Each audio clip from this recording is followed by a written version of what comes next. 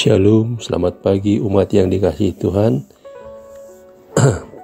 Pagi ini sebelum beraktivitas pada hari ini, sebaiknya kita akan mendengarkan sebagian daripada firman-Mu. Tapi sebelum itu, mari kita memuji Tuhan dari kitab Bakti 57 bait yang pertama.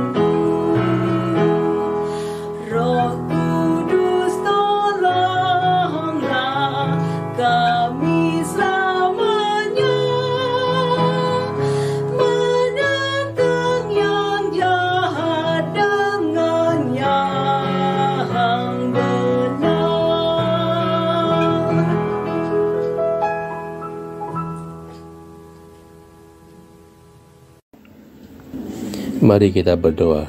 Tuhan Allah Bapa kami dalam surga, puji syukur dan terima kasih atas Tuhan, atas penyertaan-Mu dalam istirahat dan tidur kami tadi malam. Kau bangunkan kami di pagi hari ini dengan tubuh yang sehat tanpa kurang serta apapun untuk kami pakai beraktivitas pada hari ini. Bimbinglah ya Tuhan, kami menyerahkan segala aktivitas kami pada hari ini hanya dalam tangan pengasihan-Mu. Di dalam nama anak-Mu Yesus Kristus, kami akan membaca sebagian daripada firman-Mu pagi ini ya Tuhan. Terima kasih Tuhan, terpujilah nama-Mu. Haleluya. Amin. Pembacaan Alkitab pada pagi hari ini diambil dari Keluaran 15 ayat 7-10 yang berkata, "Dengan keluhuran-Mu yang besar, Engkau meruntuhkan siapa yang bangkit menentang Engkau. Engkau melepaskan api murka-Mu yang memakan mereka sebagai tunggul gandum. Karena nafas hidung-Mu segala air naik, bertimbun-timbun segala aliran berdiri tegak seperti bendungan. Air bah membeku di tengah-tengah laut. Kata musuh, aku akan mengejar, akan mencapai mereka, akan membagi-bagi jarahan. Nafsuku akan kulampiaskan kepada mereka, akan kuhunus pedangku, tanganku akan melenyapkan mereka. Engkau meniup dengan taufan-Mu, laut pun menutupi mereka. Sebagai timah mereka tenggelam dalam air yang hebat." Demikianlah pembacaan firman Tuhan. Mari kita renungi dari Sabda Bina Uat yang berjudul Tuhan Jaya dan Perkasa. Kisah tentang hancurnya orang jahat dan kemenangan orang baik selalu menjadi cerita menyenangkan. Semakin jahat dia, kehancurannya akan menjadi peristiwa yang semakin mengagumkan dan menyenangkan. Benarkah demikian? Firaun dan pasukannya adalah orang jahat. Mereka congkak dan haus darah. Orang congkak adalah yang terlalu tinggi melihat dirinya sendiri dan berpikir bahwa segala sesuatu ada dalam diri kendalinya. Ia meyakini bahwa tidak ada yang bisa mengalahkannya dan berusaha menguasai orang lain untuk melakukan kehendaknya. Orang yang haus darah adalah yang suka melihat penderitaan, bahkan kematian orang lain. Dia suka menyiksa dan membunuh orang lain. Dalam kecongkakannya dan haus darah, Firaun berikhtiar untuk melenyapkan bangsa Israel. Firaun telah mengeraskan hatinya seperti batu sehingga tidak bisa melihat Tuhan yang dari semula telah berperang bagi bangsa Israel. Tangan Tuhan api murka Tuhan dan embusan nafas Tuhan menghancurkan Firaun, bukan bangsa Israel. Tetapi Tuhan yang dihadapi oleh Firaun, kejayaan dan keperkasaan Tuhan sudah pasti menang. Seperti batu, Firaun kemudian tenggelam di dasar laut.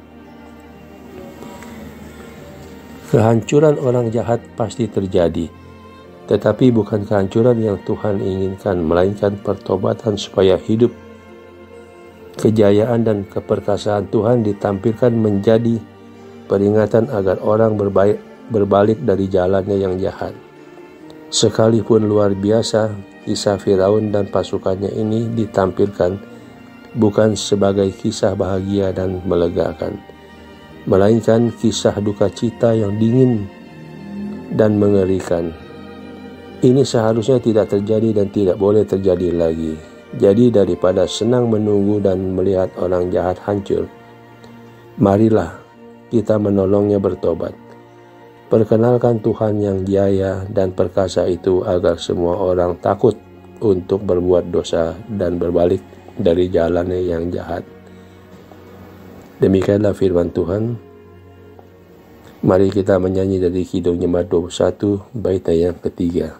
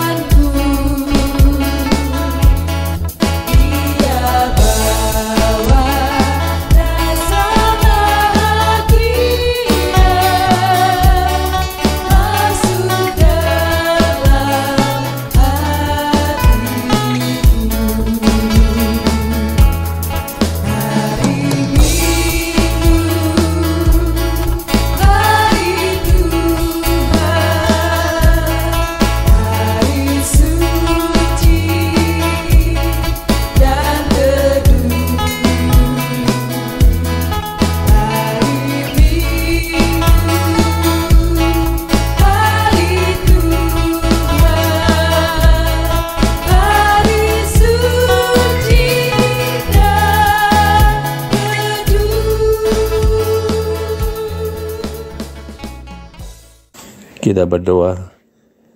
Puji syukur dan terima kasih ya Tuhan.